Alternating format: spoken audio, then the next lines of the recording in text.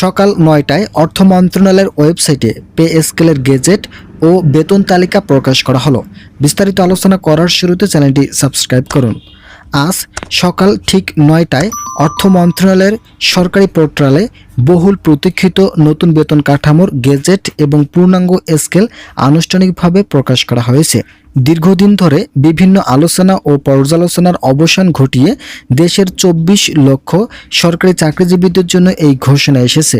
অর্থ বিভাগের বিশেষ প্রজ্ঞাপনের মাধ্যমে জানানো হয়েছে যে আগামী মাস থেকেই নতুন বেতন কাঠামো কার্যকর করা হবে। ফলে চাকরিজীবীরা নির্ধারিত সময়ের মধ্যে বর্ধিত বেতনের সুফল হাতে পেতে যাচ্ছেন। মূল বেসিক বেতন দ্বিগুণ অর্থাৎ ১০০% পর্যন্ত বৃদ্ধির এই ঐতিহাসিক পদক্ষেপে দেশ জুড়ে কর্মরতদের মাঝে ব্যাপক স্বস্তি ও সন্তোষ লক্ষ্য করা গেছে।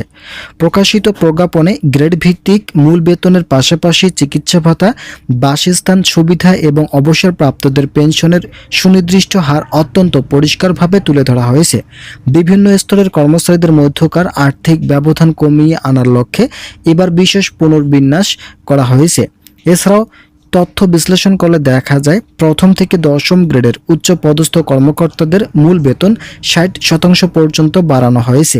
অন্যদিকে একাদশ থেকে ২০ গ্রেডের তুলনামূলক নিচের স্তরের কর্মচারীদের বর্তমান বাজার দর ও জীবনযাত্রার মান উন্নত করার বিষয়টি সর্বোচ্চ গুরুত্ব দিয়ে বেতন বৃদ্ধি করা হয়েছে ১৪০% পর্যন্ত। শুধু বর্তমান কর্মরতরাই নন, বরং প্রবীণ ও অবসরপ্রাপ্ত কর্মকর্তা কর্মচারীদের আর্থিক নিরাপত্তা ও জীবন মান নিশ্চিত করতে তাদের পেনশন সুবিধাও সরাসরি দ্বিগুণ করা হয়েছে। এই যুগান্তরকারী সিদ্ধান্ত অবসরভোগী ও তাদের পরিবারকে দীর্ঘমেয়াদী অর্থনৈতিক স্বস্তি প্রদান করবে। আপনারা অবশ্যই চ্যানেলটি সাবস্ক্রাইব করে ভিডিওটি কন্টিনিউ করুন।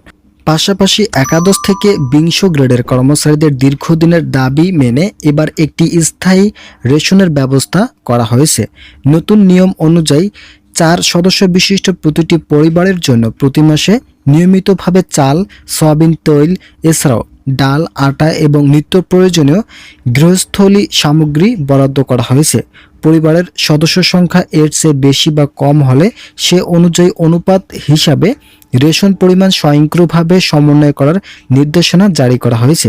পুরো প্রক্রিয়াটি প্রশাসনিক অনুমোদন ও বাস্তবায়নের চূড়ান্ত রূপরেখা চূড়ান্ত করতে অর্থ মন্ত্রণালয়ে একটি উচ্চ পর্যায়ের বৈঠক অনুষ্ঠিত হয়েছে।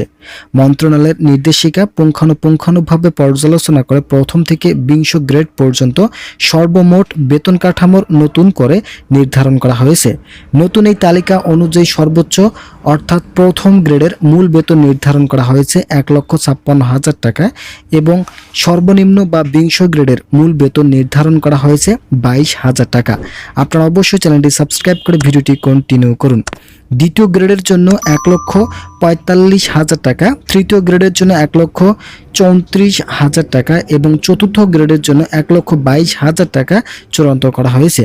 এছাড়া পঞ্চম গ্রেডে ১,১০,০০০ টাকা এবং ষষ্ঠ গ্রেডের জন্য ৯৮,০০০ টাকা বেতন ধার্য করা হয়েছে।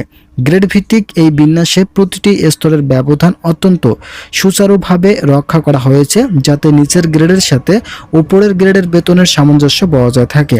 মধ্যম ও জুনিয়র সারির গ্রেডগুলোর ক্ষেত্রেও বিশেষ ভারসাম্য রক্ষা করা হয়েছে।